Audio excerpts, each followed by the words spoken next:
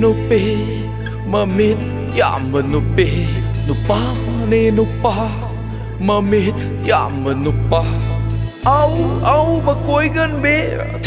thèm tu đã trả thuộc bê as kỳ rê hay ta vừa qua đi na con se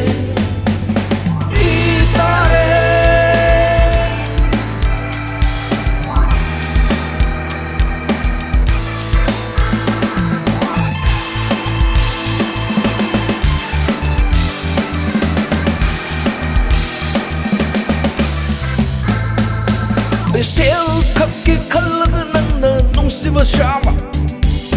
nang bu nung si vi vơ tu na mi rai vi ba yan na ring yan na khi ba mari do yan na trakan mi ngon de tai na haru no tang na bok ba mi oi ma bok ni lu na wang na thamu na gilit chato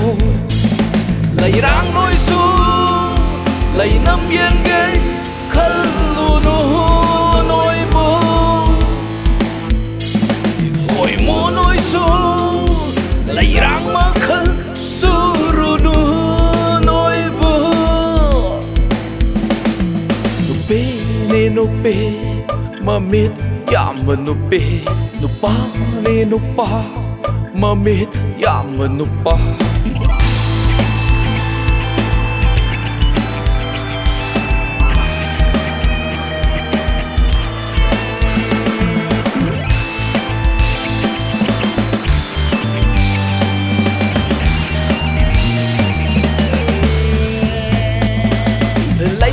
lấy xa lâm giật cam lờ đi bay ra cơ đi lâm hẹn bật khôi mu cơ ya coi vì nó vô mi thì yam gơ đi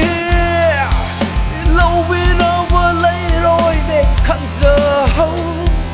phát tê khăn lờ vừa li chất tu đi chất kê khăn luôn nu na khôi vô đông se vơ ôi giờ vấp tê no mà ai cần mơ ni nung si va mà ai cần mơ ni nung si va mà ai cần mơ ni nung si va no pe mà mít yam mơ no pa ni no pa mà mít yam mơ no pa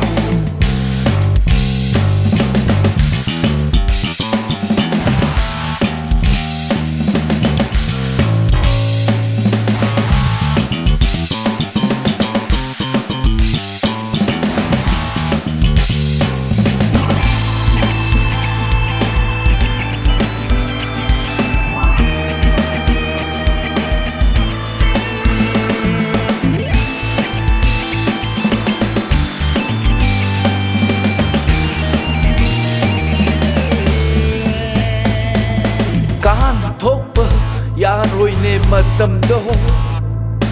ba khăng lấy xa xin ghi bún si đá xin bơ nung si bơ thì giờ hậu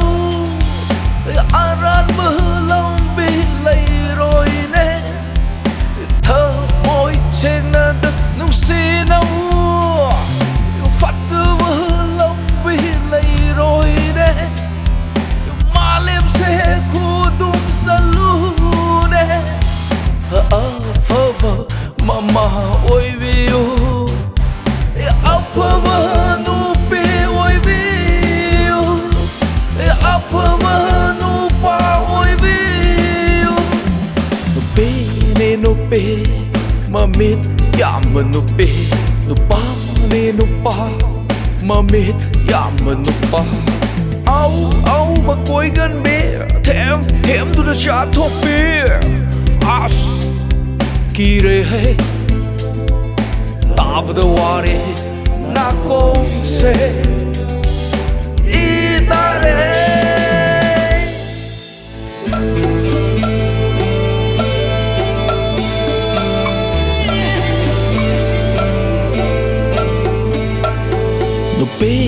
no pe Mamit yamanupi nupa ni nupa Mamit yamanupa